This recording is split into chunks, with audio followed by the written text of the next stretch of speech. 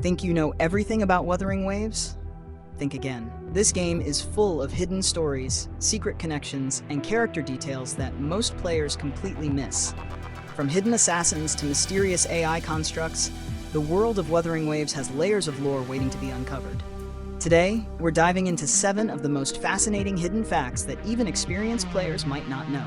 Stick around, because some of these will completely change the way you see the game. The Shorekeeper, also known as the Second Instance and Guardian of the Black Shores, is not human. She is a mythical entity composed of sonorospheres and high-purity remnant energy crystals. Her primary function is to guide the Tethys system and control the stars, appearing only during times of crisis to aid the true leader of the Black Shores. Her creation was a response to the Lament disaster, aiming to provide stability and guidance to the Black Shores faction. Interestingly, despite her mechanical origins, she develops a deep connection with Rover, showcasing a blend of emotion and duty, hence blurring the line between AI and sentient being. While Sentinels like Jue have resonators to channel their power, Threnodians can also have resonators. For instance, Cartithea serves as the resonator for both the Sentinel Imperator and the Threnodian Leviathan, resulting in her dual forms, Cartithea and Fleur-de-Lis. This duality highlights the complex relationships between Sentinels and Threnodians, blurring the lines between ally and adversary. It also raises questions about the nature of resonators and their influence on both factions. This connection adds depth to the lore and shows how intertwined these factions truly are. Despite her small stature and elegant demeanor, Carlotta is a hitman for the Montelli family.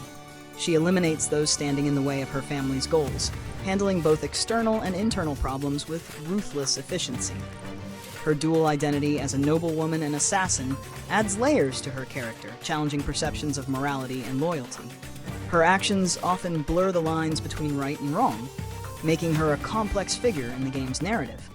If you're enjoying these hidden lore facts so far, don't forget to hit that subscribe button. By subscribing, you'll never miss a guide, build, or lore reveal that can give you the edge in the game. Plus, your support helps us bring even more detailed insights straight to your screen. So join the community and stay ahead of the curve. Imperator initially appointed Cantarella to be the Sentinel's resonator, planning for her to use the sword Tyrvine to achieve her second awakening.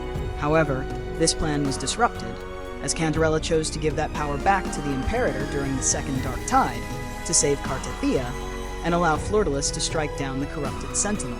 Her decision was motivated by her realization that the plan for a second resonator was to bring about their own destruction, and her desire to prevent this, especially by saving Cartithea. At the end, she preserved her own power and became a vessel for remaining fragments of the Imperator and former Maiden power.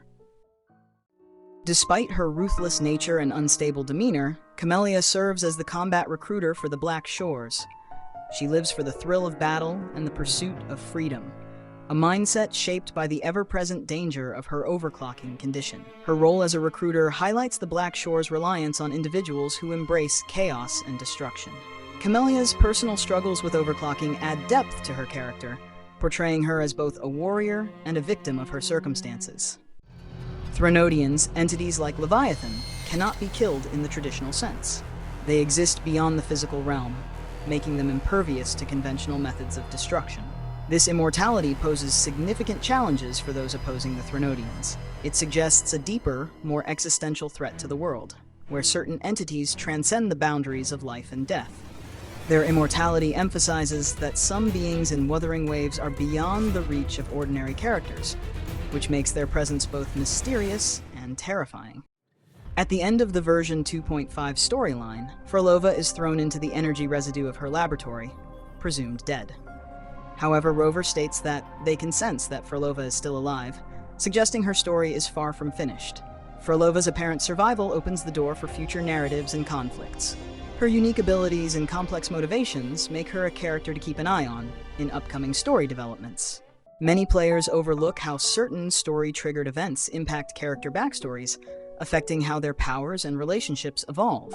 Paying attention to these small interactions can change how you view the game's world entirely. Which of these lore facts blew your mind the most? Drop your thoughts in the comments below. And don't forget to like and subscribe if you want more deep dives into Wuthering Waves secrets.